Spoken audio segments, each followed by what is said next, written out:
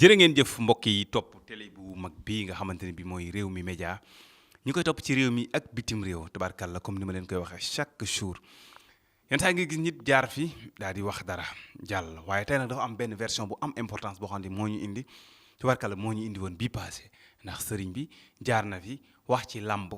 waaye nag dafay ñëwaat waxaat ci làmb tey nag actuellement nii ñu ngi le 20 juin làmb ji war a nekk le 30 juin donc 10 jours écart bi moo fi nekk pratiquement 10 jours lay doon ñu egg ci jouru làmb ji tey nag mu ngi war a joxe verdict bi nga xamante ne bii moom mooy am ci diggante Zoss astafurlah lancim ci diggante Gouye Gui ak Ada Fass muy làmb ju bëri coow lool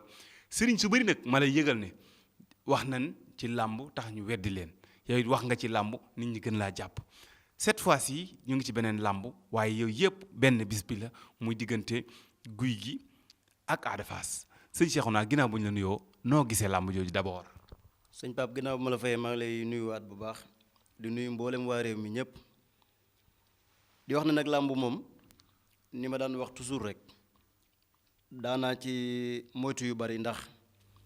kilifa damay wax ne du dem waar te nit ñi bu ñu la respecté da ngay respecté sa bopp waaye nag ñun lépp lu ñuy wax ci seet lu ñu teg fenn lay doon. te fii may wax ak yow nii jàpp naa ne Sénégal maa ngi fi dàq seet lépp lu ma la wax ci àdduna ku yàlla bind mënoo ko dindi. kon làmb ji bala nga cee wax da nga koy seet ba noppi. lépp lu may wax ci àdduna dama koy seet ba pare. làmb jooju mën naa cee wax waaye dama koy xool ba noppi te lu ma la ci wax kenn mënu koo dindi. lan ngay xoolee ba noppi lan ngay seetee. seet gi dama koy seet ci ramlu wax la ci lu leer. kon baax na naa la may nga seet ko sëriñ bi tey dafa jël engagement daf koy seet directement joxe verdict bi directement. yéen ñëpp ngeen bàyyi xel ni tey nag moo nekk le 20 donc làmb ji war a nekk le 30 dimanche incha allahu rabbi diggante Gouye Gui ak Ada Fass sëñ bi mbaa yaa ngi suraale vaar bi. man ak moom mbokk sax muy dem waar duma fa mas a dem ci àdduna li may def dama am fu ma ko teg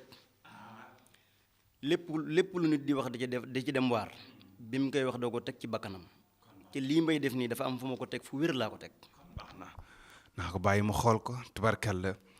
dëgg-dëgg daal yéen a ngi ànd ak ci caméra bi Serigne Matlo dëgg-dëgg caméraman bu garaaw bi pragmatique trop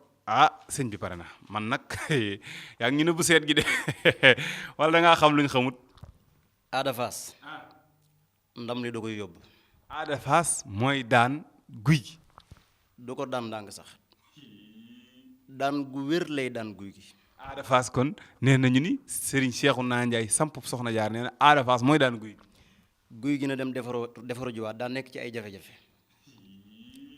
lamb yam daan moomay bokkut ak lambi tey ji dañ koy daan dimanche dana dégg muñal insha allah